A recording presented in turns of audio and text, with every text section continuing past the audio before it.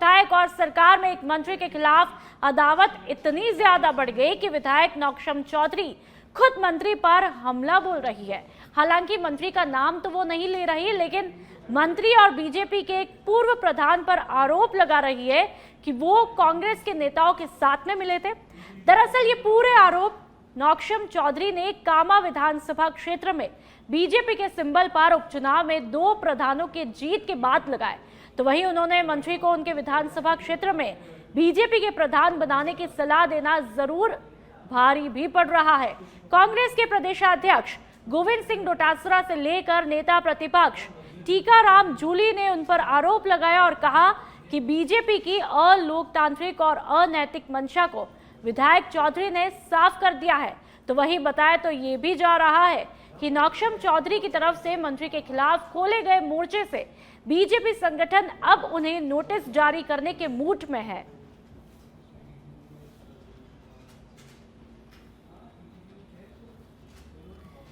तो यहां पर विधायक वर्सेस मंत्री को लेकर के जंग। विधायक नौक्षम ने खोला मंत्री के खिलाफ मोर्चा, जिसको लेकर के अब नौक्षम के बहाने कांग्रेस ने बीजेपी पर जमकर निशाना साधा है, क्योंकि मौका मिल चुका है और इसी बहाने ये निशाना साधा गया और नौक्षम ने मंत्री जी के खिलाफ यहां पर जमकर मोर्चा खोल दिया है, जिसके बाद में ये मुद्दा यहां पर चर्चा का विषय बना हुआ है। 2 गठबंधनों का था, कांग्रेस के पूर्व प्रधान, कांग्रेस के पूर्व विधायक और मंत्री, और गठबंधन में भाजपा के पूर्व प्रधान और भाजपा के वर्तमान मंत्री। ये गठबंधन का जो पार्टी के विरोध में जाकर जिन्होंने काम किया। भरतपुर लोकसभा में जितने भी बीजेपी के विधायक हैं, अपनी अपनी विधानसभाओं ने उन्होंने कांग्रेस के लगाए हुए प्रधान हटाए हैं और भाजपा समर्पित प्रधानों को बिठाया है। आप भी अपने समाज में से नगर में किसी को प्रधान बनाइए। गुर्जर समाज में मैं आपके साथ हूं, ताकि हम भी शान से कह सके, देखिए हमने कांग्रेस के बनाए हुए सभी प्रधानों को सभी विधानसभाओं से हटाकर। बढ़ते आगे, जयपुर स्थित गणेश मंदिरों में सुबह से गणपति बप्पा मोरया, मंगल मूर्ति मोरया की गूंज सुनाई दे रही है। जयपुर में मोती डूंगरी गणेश मंदिर में हजारों की संख्या में भक्त वहां पर पहुंच रहे हैं। मुख्यमंत्री भजनलाल शर्मा भी मोती डूंगरी गणेश मंदिर पहुंचे और सपरिवार दर्शन करके देश प्रदेश की खुशहाली की कामना की। समृद्धि हो, हमारे राजस्थान का विकास हो, हमारे किसान का विकास हो, हमारे मजदूर का विकास हो, हमारी बहनों का विकास हो, हमारे युवाओं को रोजगार मिले। इन सारे विषयों को लेकर के मैंने भगवान गणेश जी से प्रार्थना की है। वे तो भगवान गणेश जी की, भोलेनाथ की, बंसी वाले की कृपा है। आप देख रहे हैं कि राजस्थान में हरियाली है, हरियाला राजस्थान हो रहा है। ईश्वर की कृपा से अच्छी बारिश हो रही है। लेकिन हम चाहते हैं कि हमारा राजस्थान विकसित राजस्थान बने, उत्कृष्ट राजस्थान बने। यही मेरी भगवान से विनती है। और मैं इतना कहना चाहता हूं कि यह त्योहार ऐसा है हमारा, जो हमारे घर पर भी, हमारे विद्यालयों में भी गणेश चतुर्थी का उत्सव मनाया जाता है। भगवान गणेश बुद्धि के दाता है। तो मैं इतना कहना चाहता हूं कि सभी के।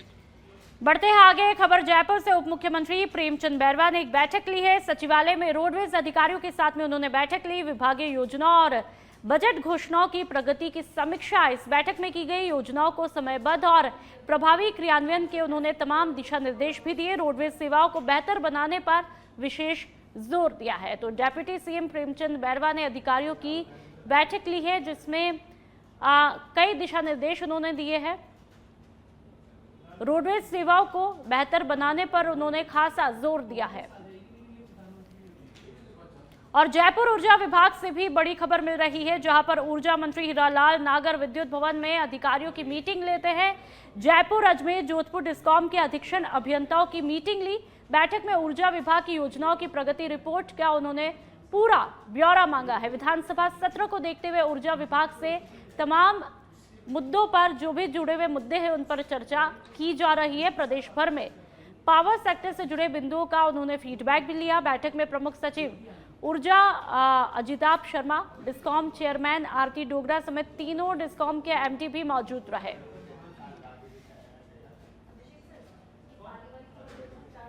और अब खबर डीग से, जहां पर गृह राज्य मंत्री जवाहर सिंह बेढम 1 सितंबर को नगर विधानसभा के 1 दिवसीय दौरे पर रहेंगे। इस दौरान गृह राज्य मंत्री बेढम श्री जड़खोर धाम के दर्शन करेंगे। गृह राज्य मंत्री बेढम के प्रस्तावित दौरे को लेकर जिला कलेक्टर उत्सव कौशल और एसपी ओम प्रकाश मीना ने भी जड़खोर धाम में चल रही तैयारियों का जायजा लिया।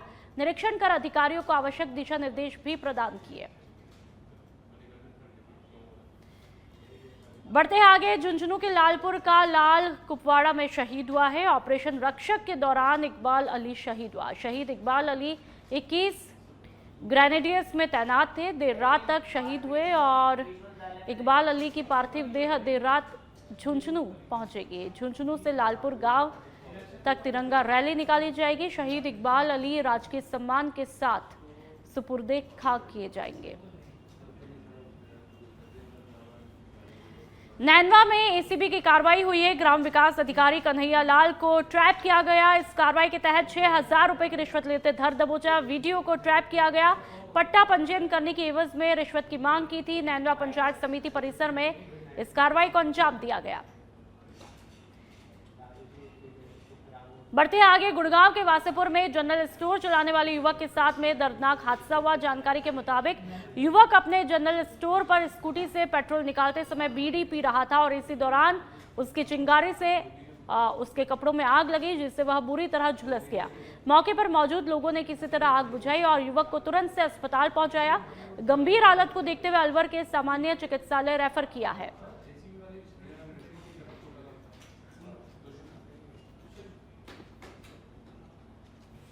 और चलिए अब बीकानेर के खाजूवाला से खबर, जहां पर अंतर्राष्ट्रीय बॉर्डर क्षेत्र में बीएसएफ की बड़ी कार्रवाई हुई है। हीरोइन के 5 पैकेट में करीब 3 किलो हीरोइन को जब्त किया गया। 1 KYT के घर से बरामद की हीरोइन मौके से आरोपी लाभ सिंह को डिटेन किया गया है। बीएसएफ डीसीजी बीकानेर महेश चंद्र जाट के नेतृत्व में इस कार्रवाई को अंजाम दिया गया। जी ब्रांच इंस्पेक्टर कमलेश कुमार के नेतृत्व में यह कार्रवाई हुई। बीएसएफ ने रावला पुलिस को सूचना दी। बीएसएफ और रावला पुलिस मौके पर सर्च कर रही है। रावला थाना के 1 KYT में इस कार्रवाई को अंजाम दिया गया। और अब झुंझुनू से खबर, जहां पर सूरजगढ़ पुलिस की बड़ी कार्रवाई हुई। पिस्टल, 2 मैगजीन और 66 जिंदा कारतूस सहित 2 बदमाश गिरफ्तार किए गए। नाकाबंदी के दौरान स्कॉर्पियो से हथियार भी बरामद हुए। बदमाश विमलेश बदला लेने की नियत से फायरिंग करना चाहता था। पुलिस ने स्कॉर्पियो गाड़ी जब्त कर ली है। बदमाशों से पूछताछ जारी है। बढ़ते आगे, डूंगरपुर से खबर, जहां पर नदी में नहाने गए युवक की डूबने से मौत हुई है। एसडीआरएफ की टीम ने 24 घंटे बाद शव को निकाला। अस्पताल की मोर्चरी में शव को रखवाया है।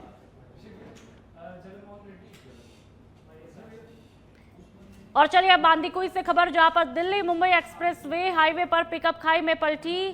कार और दौसा से दिल्ली की तरफ पिकअप जा रही थी। पिकअप में सवार थे कुछ ऊंट। हादसे में 2 ऊंटों की मौत हुई है। भोजवाड़ा गांव की यह घटना बताई जा रही है और तस्वीरें आपको ब्लर करके दिखाई गई है। और चलिए अब जैसलमेर के रामदेवरा से खबर, जहां पर रामदेवरा में गुजरात के लिए रेलवे ने स्पेशल मेला ट्रेन चलाई है। रेलगाड़ी जोधपुर, जालौर, भीनमाल, धानेरा, भीलड़ी, महसाणा स्टेशन पर रुकती हुई साबरमती स्टेशन तक जाएगी। मुख्य वाणिज्यिक निरीक्षक मानक राम ने बताया कि साबरमती ट्रेन में यात्री दबाव अधिक होने के कारण ये ट्रेन रेलवे की तरफ से चलाई जा रही है।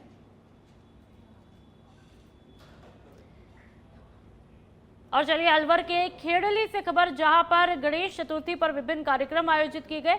श्री गणेश मंदिर से निकाली गई भव्य शोभा यात्रा मनशापूर्ण गणेश मंदिर पर मेला भरा है। समीपवर्ती गांव नंगला माधोपुर में ये मंदिर है।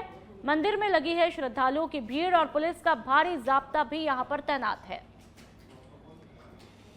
तो आज देश भर में गणेश चतुर्थी की धूम देखने को मिल रही है। अलग अलग जगहों से तस्वीरें, अलवर से भी ये तस्वीरें, जहां पर गणेश चतुर्थी को लेकर के कई कार्यक्रम आयोजित किए गए। महिलाएं यहां पर नृत्य करते हुए, झूमते हुए देखी जा सकती है कि किस तरह से भक्तगणों में उत्साह का माहौल है।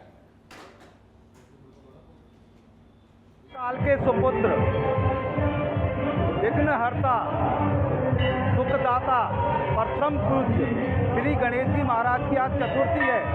मैं मिथिलेश शर्मा, रिपोर्टर सच बेधड़क की टीम के साथ लेकर आज खेड़ी के समीपवर्ती गांव नगरा माधोपुर पहुंचा हूं, जहां सुप्रसिद्ध मनसापूर्ण श्री गणेश जी महाराज का मंदिर है, जहां विशेष ही मान्यता है।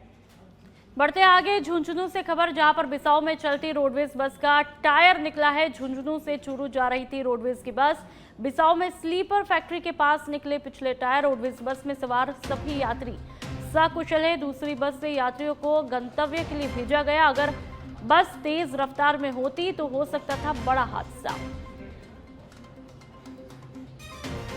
तो झुंझुनू से ये रोडवेज बस चूरू की तरफ जा रही थी, लेकिन गनीमत ये रही कि किसी भी तरह से यहाँ पर कोई बड़ा हादसा नहीं हुआ और अचानक से यहाँ पर इस बस का टायर निकल गया था, जिससे यात्रियों में हाहाकार मच गया था। लेकिन ये राहत की बात है कि कोई जनहानि यहाँ पर नहीं हुई है और समय रहते हालात को कंट्रोल में किया गया।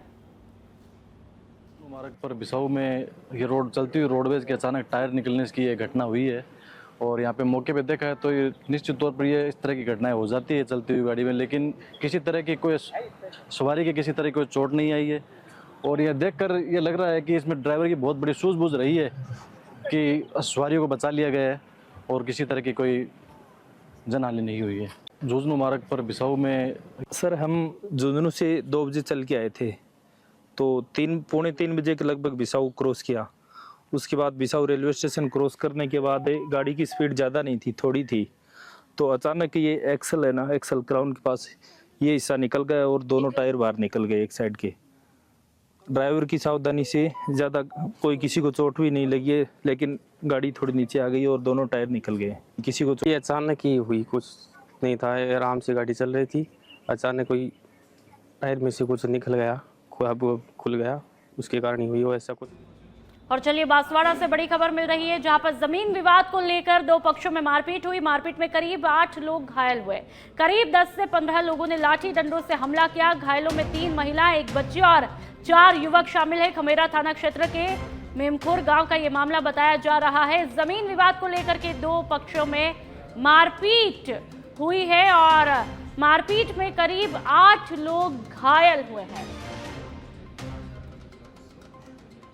करीब 10 से 15 लोगों ने लाठी डंडों से हमला किया और इसमें कई लोगों के घायल होने की सूचना मिल रही है। घायलों में महिलाएं भी शामिल है, जिनमें 3 महिलाएं, 1 बच्ची और 4 युवक शामिल हैं। कुछ युवक आते हैं और लाठी डंडों से हमला करते हैं।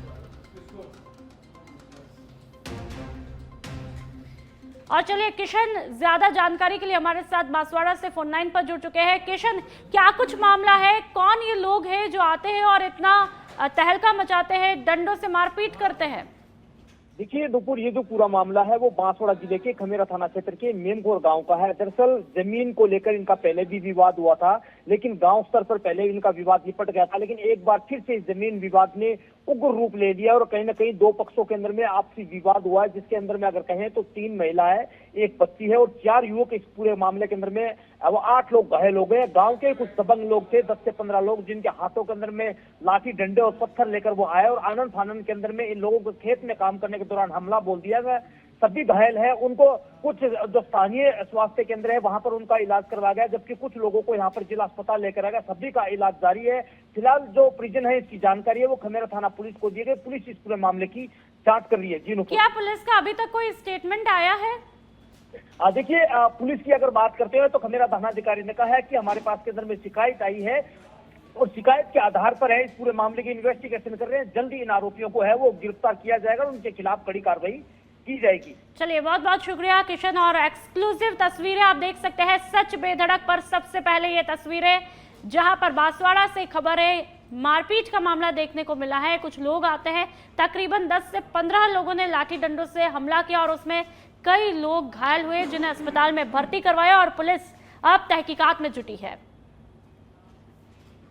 डूंगरपुर जिले के कुआं थाना क्षेत्र के सेंटोला गांव में तालाब में डूबने से एक महिला की मौत हुई है। पैर फिसलने से गहरे तालाब में महिला डूबी। वहीं पर परिजनों की लिखित मांग पर पुलिस ने बिना पोस्टमार्टम करवाए शव परिजनों को सौंप दिया है।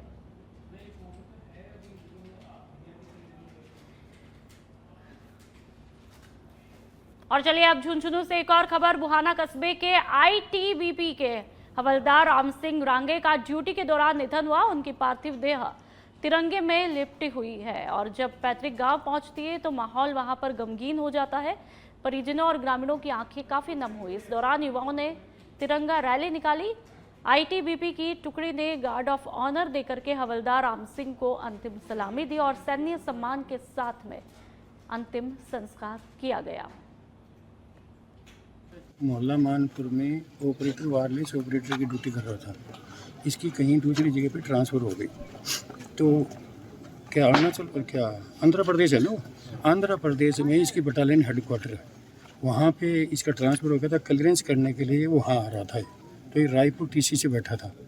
जब ये वहाँ रेलवे से नहीं उतरा, इसकी ढूंढ रही तो ये मिला नहीं। बाद में इसका रेलवे वाले भी तो चक्कर काटते रहते हैं। उन्होंने इसका आई कार्ड सब कुछ इसके अंदर था। उन्होंने डिपार्टमेंट को सूचना दे दी और वो मतलब कोष कार्यालय की तरफ से पेंशनर्स की समस्याओं के समाधान के लिए पेंशनर भवन में एक कार्यशाला का आयोजन किया गया। उदयपुर पेंशनर्स कल्याण विभाग के अधिकारियों ने ऑनलाइन प्रारूप, जीवित प्रमाण पत्र सहित अन्य तकनीकी समस्याओं को सुन करके उनके समाधान के तरीके बताए। पेंशनर्स की समस्याओं को सुनकर जयपुर स्तर तक भेजने का आश्वासन दिया। तो डूंगरपुर से खबर, जहां पर पेंशनर की समस्याओं को सुना और इस दौरान उप निदेशक भी यहां पर मौजूद रहे। पेंशनर भवन में कार्यशाला का आयोजन किया गया और पेंशनर्स की क्या कुछ समस्याएं थी उसको लेकर के समाधान के तरीके बताए गए। और अब खबर सालासर से, जहां पर विद्युत विभाग के कर्मचारी रामदेव सिंह ने जर्मनी में आयोजित 25वें वर्ल्ड ट्रांसप्लांट गेम में भारत और राजस्थान का नाम रोशन किया। भाला फेंक में स्वर्ण पदक सहित कई पदक जीतकर इतिहास रचा। सालासर में भव्य सम्मान समारोह आयोजित किया गया। साथ ही तिरंगा यात्रा भी निकाली। बालाजी महाराज की तस्वीर और दुपट्टा ओढ़ाकर रामदेव सिंह का अभिनंदन किया गया। के रेस्टोरेंट में 25वां वर्ल्ड ट्रांसप्लांट गेम्स हुआ था, जिसमें 5 से 57 खिलाड़ी, राजस्थान से 9 खिलाड़ी और पूरी देश भर दुनिया भर से लगभग 51 देशों ने भाग लिया था। उसमें से राजस्थान में सबसे ज़्यादा मैंने मेडल्स जीते हैं, जिनमें से 1 गोल्ड मेडल है और 1 सिल्वर मेडल और 2 ब्रोंज मेडल है। सबसे पहले मैं जैन साहब को, एक्शन साहब को और अपनी माता जी को धन्यवाद दूंगा, जिन्होंने 12-13 साल पहले मुझे अपनी एक किडनी डोनेट की थी और मुझे दूसरा जीवन दिया था। आज मैं उन्हीं की बदौलत। और चलिए अब डी के कामा से खबर, जहां पर कामा में बीजेपी की सुरज्ञान देवी ने पदभार ग्रहण किया। विकास अधिकारी टीकम चंद मीणा ने पदभार ग्रहण करवाया। पहाड़ी में बीजेपी के प्रधान निसार खान ने पदभार ग्रहण किया। अधिकारी विजय जैन ने पदभार ग्रहण करवाया। विधायक नौक्षम चौधरी की मौजूदगी में ये पदभार ग्रहण किया गया। विधायक नौक्षम चौधरी का सर्व समाज ने स्वागत किया। विधायक नौक्षम चौधरी को चांदी का मुकुट यहां पर पूरे सम्मान के साथ में पहनाया गया। बढ़ते आगे, जैसलमेर के पोखरण में 7 साल पुराने दहेज प्रताड़ना और आत्महत्या के लिए उकसाने के मामले का फैसला हुआ है, जिसमें एडीजे डॉक्टर महेंद्र कुमार गोयल ने अंतिम सांस तक सजा का फैसला सुनाया। साथ ही 3 लाख रुपए के अर्थदंड से दंडित भी किया। तो उम्र कैद की सजा यहां पर और 3 लाख रुपए का जुर्माना। 7 साल पुराने मामले का यह फैसला बेहद महत्वपूर्ण दहेज प्रताड़ना का यह मामला बताया जा रहा है। थाना का प्रकरण था। दहेज के लिए प्रताड़ित करने पर माननीय अपर एवं जिला सत्र न्यायालय पोखरण ने एक अहम फैसला सुनाया है, जिसमें मृतका जयती देवी के पति सुरेंद्र को माननीय न्यायालय ने आजीवन कारावास, जो कि अंतिम श्वास तक, तथा उसे 3 लाख रुपए के अर्थदंड से दंडित किया है। इसमें और कोई इसमें एक पति सुरेंद्र के अलावा उनका ससुर राणाराम भी मुलजिम था, लेकिन उनकी पहले डेथ हो गई। इस कारण से शेष रहे एक मुलजिम सुरेंद्र को आजीवन